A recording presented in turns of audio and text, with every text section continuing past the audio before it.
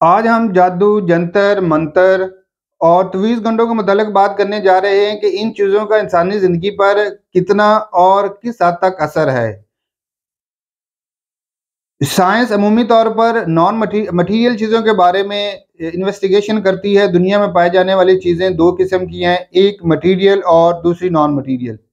Material چیزوں جیسا کہ آپ کا فون ہے، ٹیکنالوجی ہے، دوسرے اکوپمنٹ ہیں یا آپ کی بیماریاں ہیں، اس کے متعلق سائنسی بنیادوں پر کوئی نہ کوئی وضاحت پیش کرتی ہے، لیکن جو نان مٹیریل چیزیں ہیں اس کے بارے میں سائنس کو خاموش ہے۔ تو اگر ہم پاکستانی اور برِ صغیر کے لوگوں کی جو نفسیات ہے، جو لوگوں کا کلچر ہے، جو لوگوں کی ہسٹری ہے، اس کو دیکھیں تو ہمیں پتہ چلتا ہے کہ شروع دن سے ہی یہ لوگ ایک دوسرے کو تویز، جادو، منتر، جنتر تنتر کروانے کے عادی ہیں۔ یہ ایک دوسرے کو آسانی میں نہیں دیکھنا چاہتے، یہ مشکل میں دیکھنا چاہتے ہیں، اور ان کا ایمان خدا کی نسبت ان جادو، جنتر، منتر تنتروں پر زیادہ ہے۔ جب جو شخص ان چیزوں پر ایمان رکھتا ہے تو اس پر یہ چیزیں بہت زیادہ اثر انداز ہوتی ہیں، اور جو خدا پر یقین رکھتے ہیں، کامل یقین رکھتے ہیں، ان پر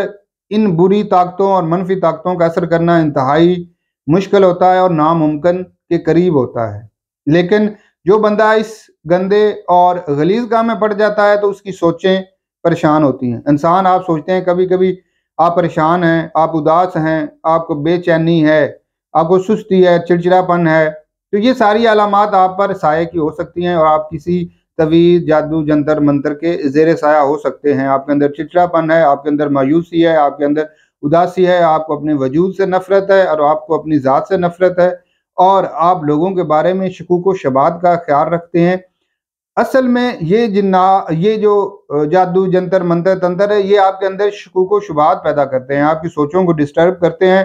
جب آپ کی سوچ ڈسٹرب ہوتی ہے تو آپ کے اندر صحیح طرح کام کرنے کی صلاحیت نہیں ہوتی۔ آپ اگر خدا پر کامل یقین رکھتے بھی ہیں تو بھی یہ آپ کے جو کامل یقین ہے اس کو توڑنے کی کوشش کرتے ہیں، اور آپ کے اندر، آپ کے دماغ کے اندر یہ وسوسے ڈالتے رہتے ہیں۔ نو ڈاؤٹ ایک حد تک جادو، جنتر منتر کا اثر آپ کی زندگی پر ہے، اور یہ آپ کو پریشان کرتے ہیں، اداس کرتے ہیں، آپ کے اندر لڑائی جھگڑا اور آپ کو اپنے رزق کے بارے میں شکوک و شبہات پیدا کرتے ہیں، اور آپ کو بتاتے ہیں کہ ان چیزوں سے آپ اپنی تقدیر یا قسمت بدل سکتے ہیں۔ وقتی طور پر جب آپ کسی کی باتیں سنتے ہیں تو آپ اس باتوں کے زیر سایہ آ جاتے ہیں۔ آپ وقتی طور پر جب آپ کسی موٹیویشنل اسپیکر کی بات سنتے ہیں تو بھی آپ ان کے زیر سایہ آ جاتے ہیں، لیکن یہ وقتی ہوتا ہے، یہ پرماننٹ نہیں ہوتا۔ کبھی آپ کے یہ تعویذ لے کر دے رہے ہوتے ہیں، کبھی آپ کے جادو جنتر منتر کروا رہے ہوتے ہیں، یا کبھی کسی گڑیا پہ دم ہو رہا ہے، کہیں پہ کیل ٹونسے جا رہے ہیں، کہیں پہ کوئی اور اس طرح کا قبرستانوں میں کوئی چیز دبائی جا رہی ہے۔ یہ سارے جو جادو ٹونے کے کام ہیں، یہ سارے شیطانی عمل ہیں، یہ سارے نیگیٹو عمل اور یہ سارے منفی عمل ہیں۔ یہ انسان کو انسان سے لڑاتا ہے، جبکہ خدا چاہتا ہے کہ انسان ایک دوسرے کی قدر کرے، ایک دوسرے کی رسپیکٹ کرے، ایک دوسرے کے حقوق کا احترام کرے۔ تو جب آپ کا یقین خدا پر کامل ہوتا ہے اور خدا کی مقدس کتاب قرآن پاک آپ پڑھتے ہیں تو آپ کے اندر یقین محکم پیدا ہوتا ہے، اور جب آپ کا یقین خدا پر کامل ہو جاتا ہے تو یہ چیزیں آپ پر اتنا اثر نہیں رکھتی جتنا کہ ایک ان پڑھ اور جاہل بندے پر اثر رکھتی ہیں، کیونکہ جاہل کو اشتعال دلانا جلدی ہوتا ہے۔ آپ دیکھتے ہیں کہ جب بھی کوئی انسان بھی شیطانوں جیسے کام کرتے ہیں، لوگوں کو اشتعال دلاتے ہیں اور لوگ فتنہ فساد پر اتر آتے ہیں۔ اسی طرح یہ جو سایہ ہوتا ہے، یہ جو جنتر منتر ہوتے ہیں، یہ بھی آپ کو اشتعال دلاتے ہیں، آپ کے دماغ کو گرم کرتے ہیں، آپ کے دماغ کو ڈسٹرب کرتے ہیں، اور آپ اشتعال میں آ کر غلط فیصلے لے لیتے ہیں، اور آپ ان چیزوں پر یقین کر بیٹھتے ہیں جو تصویر وہ آپ کے سامنے پیش کرتے ہیں۔ اور اس جو جادو کی تصویر ہوتی ہے، اس کو ختم کرنے کا ایک ہی طریقہ ہے کہ آپ خدا پر کامل یقین رکھیں، خدا کا نام لیتے رہیں، صبح شام دوپہر جو نمازیں آپ پڑھتے رہیں، تو اللہ کے فضل سے آپ ان تمام برائیوں سے بچے رہیں گے۔ اکثر لوگوں کے گھر خراب ہو جاتے ہیں، میاں بیوی میں لڑائی جھگڑے ناچاکی ہوتے ہیں، آپ کا روزگار خراب ہوتا ہے۔ تو یہ سارے عوامل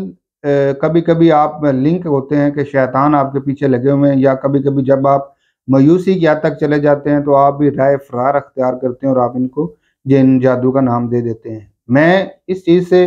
انکار نہیں کر رہا کہ یہ چیزیں موجود نہیں، یہ چیزیں موجود ہیں، لیکن یہ چیزیں صحیح نہیں ہیں۔ مثلاً جھوٹ موجود ہے،